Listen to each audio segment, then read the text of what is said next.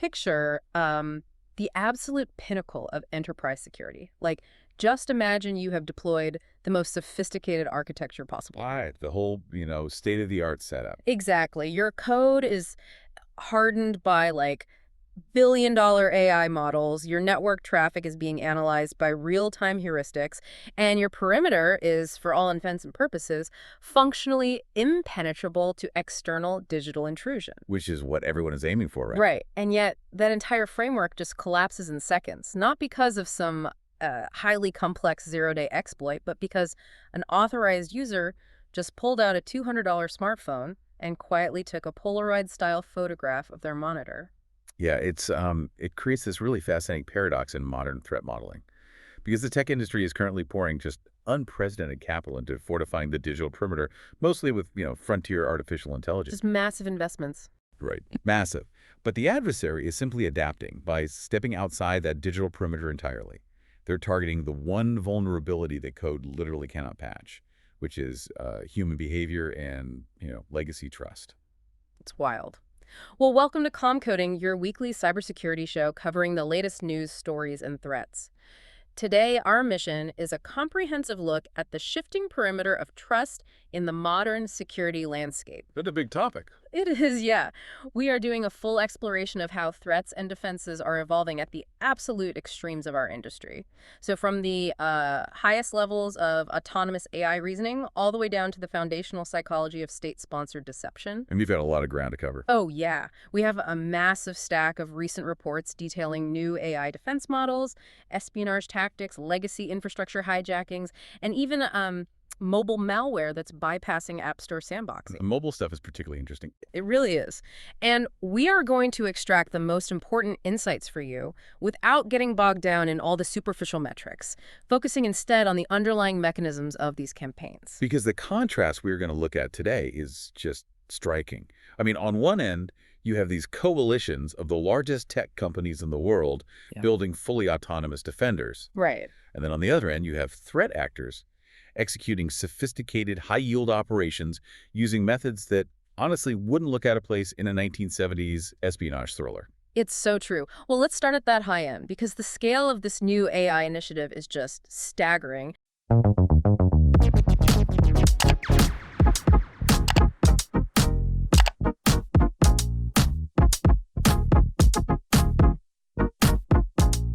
We are looking at Project Glasswing. Yeah, Glasswing. Which is a coalition that reads like a who's who of global infrastructure. I mean, you've got Anthropic, AWS, Apple, Broadcom, Cisco. Basically everyone. Literally everyone. CrowdStrike, Google, JPMorgan Chase, Microsoft, NVIDIA, Palo Alto Networks, the Linux Foundation. It's huge. And they have all unified around this highly restricted, unreleased model from Anthropic called Claude Mythos Preview. And, the fact that competitors of that scale, companies that routinely fight tooth and nail for fractions of market share in the cloud and security sectors. Where they're usually at each other's throats. Exactly. The fact that they are collaborating behind closed doors indicates a massive paradigm shift. We are moving way past static code analysis and basic autocomplete here. Claude Mythos Preview is operating in full agentic territory. Okay, let's unpack this. Because the reports show this model autonomously finding thousands of high-severity vulnerabilities across major operating systems and web browsers. Including legacy bugs. Yes. Decades-old legacy bugs that highly specialized human red teams have just missed entirely. Right. But it's not just a scanner, is it? I mean, it's generating the exploit to validate the vulnerability, and then it's engineering the patch itself. Yeah, that's the key difference. It feels less like a traditional vulnerability scanner and more like, I don't know, inventing a master skeleton key to test your own locks, but then realizing the key is so powerful you can't risk anyone else holding it. It's like deploying an automated, self-replicating red team that lives inside your architecture. Which is drafting the attack blueprints and pouring the concrete to seal the breaches all at the same time. What's fascinating here is the absolute embodiment of the dual-use dilemma.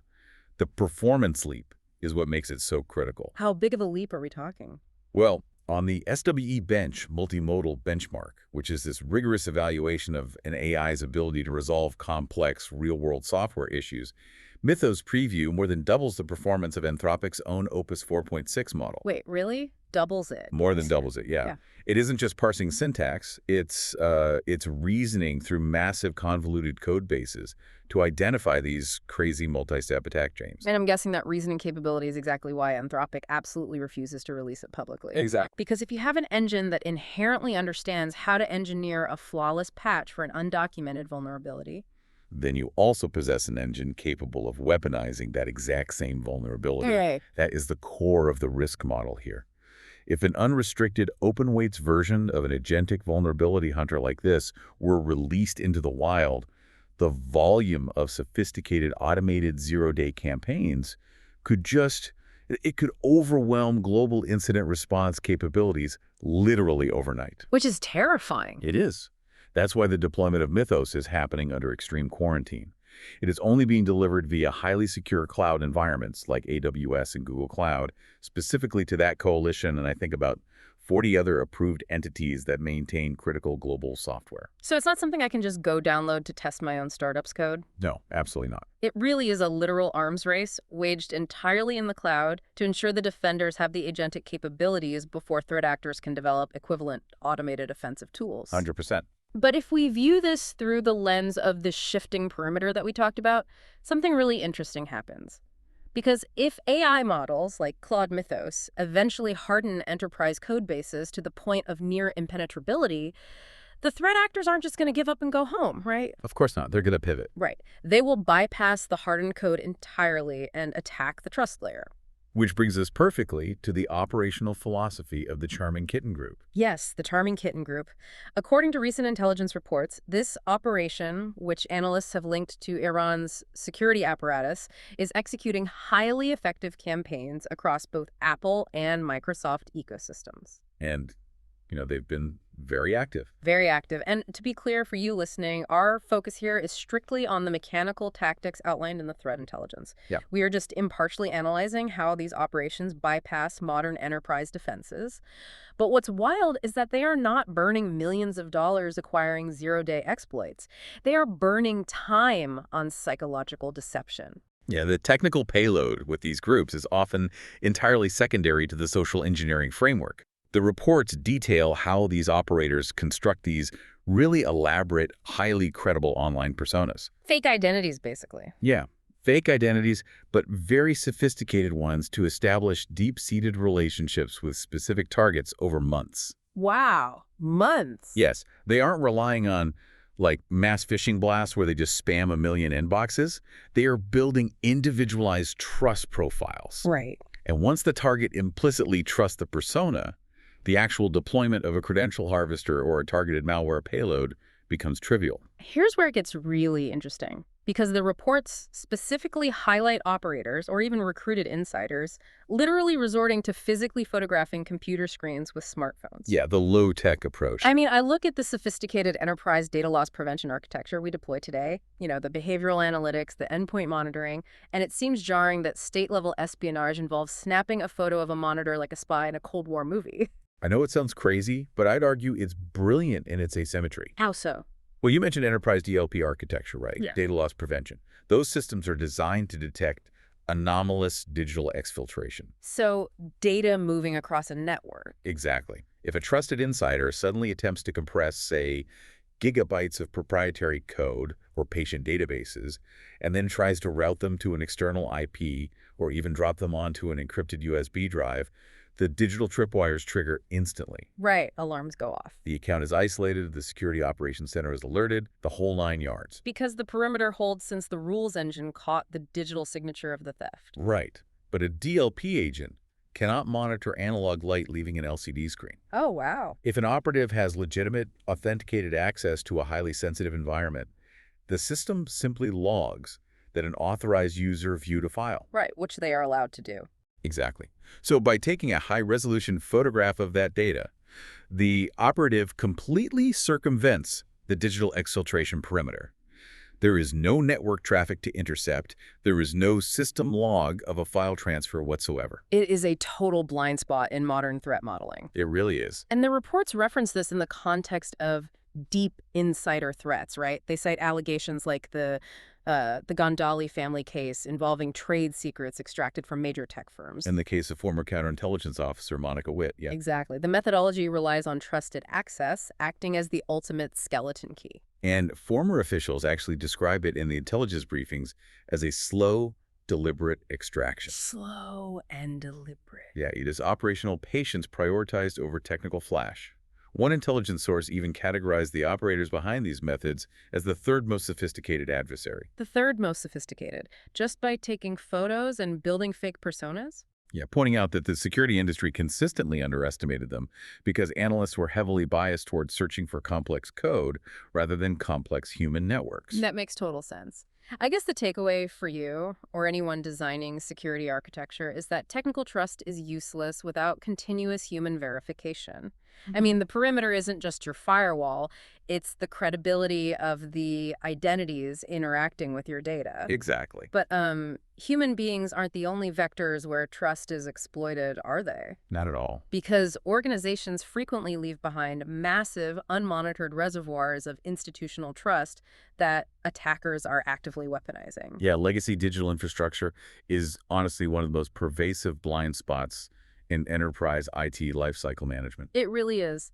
Look at the recent findings from cybersecurity researcher Nick Hatter regarding NHS Scotland. Oh, this is a perfect example. Right. He identified a specific domain, and I'm going to read this out. The new surgery, kilmacomb-langbank.scot.nhs.uk.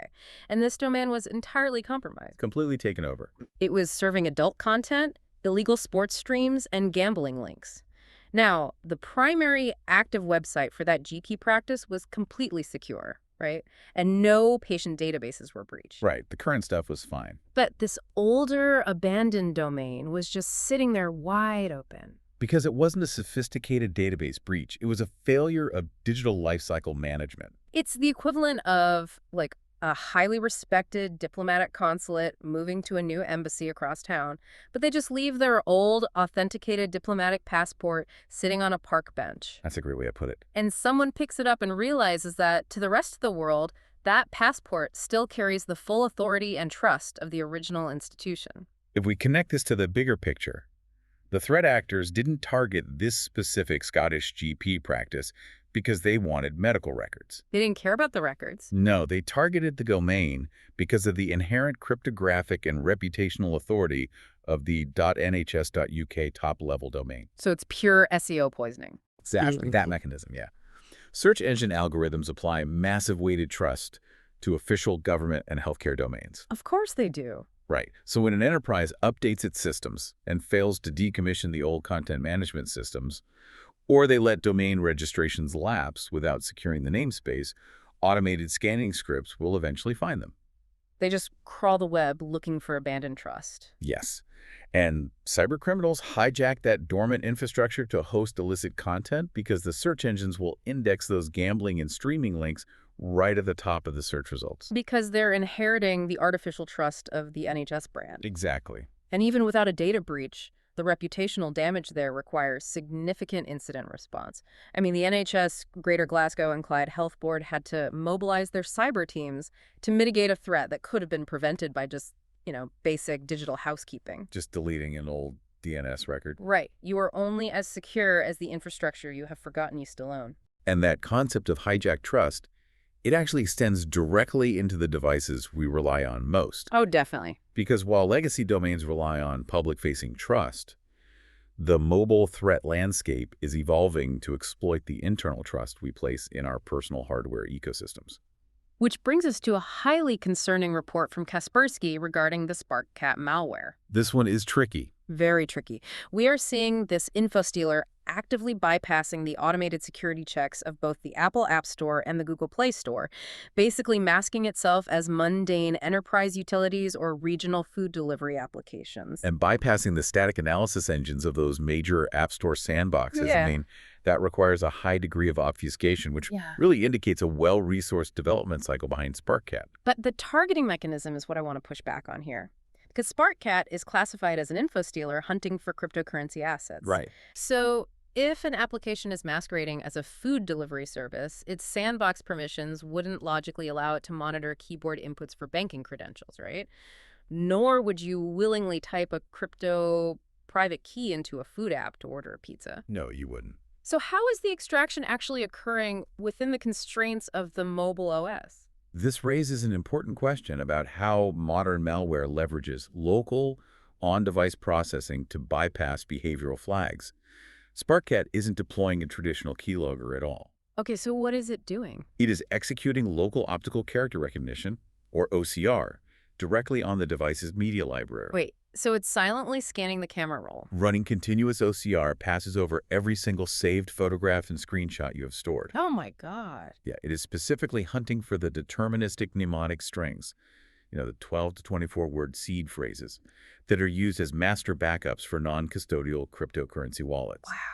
The cognitive dissonance of the user is the vulnerability here. Because we understand that typing a password into a suspicious app is dangerous, but taking a high-resolution screenshot of a master cryptographic key and leaving it in an unencrypted multimedia folder feels harmless. Because, it's quote-unquote just a photo. SparkCat leverages that exact psychological blind spot.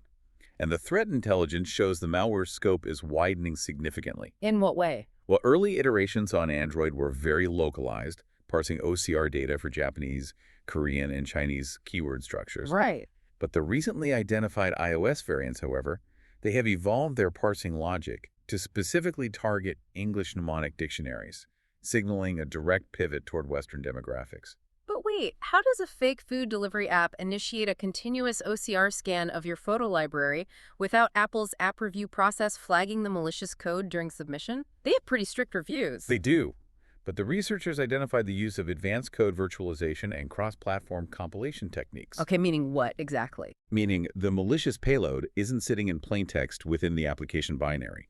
The code is heavily virtualized, so the static analyzers in the App Store review process only see benign, scrambled instructions. They don't see the OCR malware at all. Nope. The actual malicious execution logic is only assembled and run dynamically once the application is active on the victim's device, safely past the perimeter checks. So what does this all mean for you listening? I guess the immediate operational takeaway is that a mobile device's camera roll must be treated as a plain text database. Yes, absolutely. If an application requests access to your photos to, say, upload a profile picture, you have to operate under the assumption that it possesses the capability to index every string of text in your screenshot history. Which is terrifying when you think about what people screenshot. Right. Storing cryptographic keys or sensitive administrative credentials in a multimedia format is just fundamentally incompatible with modern mobile security reality. This really is. I mean, Kaspersky's reporting did lead to the removal of several of these specific applications from the stores, but the virtualization techniques guarantee this will be a persistent cat-and-mouse dynamic. It demands a return to physical security for ultimate digital assets, really. Cold storage means cold storage. Keep it off the phone. Keep it on a piece of paper in a safe. Well, when you look at the entire board we've mapped out during this exploration, a very clear trajectory emerges. It really does. We started at the absolute frontier of code defense with Project Glasswing and Claude Mythos Preview demonstrating an AI that is capable of autonomously locking down the digital perimeter with just unprecedented speed and accuracy. Right. A true cloud-based arms race resulting in increasingly impenetrable enterprise architecture. But as that code hardens, we see the threat actors flowing like water around the barriers, targeting the path of least resistance. Always. We see the Charming Kitten operations bypassing advanced data loss prevention by manipulating human trust and utilizing low-tech analog extraction methods. Like taking photos of monitors. Exactly. And we see automated scripts weaponizing the forgotten trust of legacy NHS domains. And finally, we see malware like SparkCat manipulating the localized trust of a mobile sandbox to silently parse our private media. Which leaves us with a critical, forward-looking dynamic to consider. What's that? Well, if the AI defense initiatives like Glasswing are actually successful, if these agentic models eventually reach a point where enterprise software code is functionally devoid of exploitable vulnerabilities, does the very definition of a cyber attack change? Oh, that's a good question. Right. Will the threat actors of the next decade be forced to abandon code entirely, relying strictly on psychological manipulation, physical infiltration, and the exploitation of our intrinsic human trust? Wow. If the vault is mathematically perfect, the only viable exploit is the guard at the door. I love that. Well, thank you for joining us for this comprehensive look at the security landscape on Calm Coding. Stay curious and stay secure.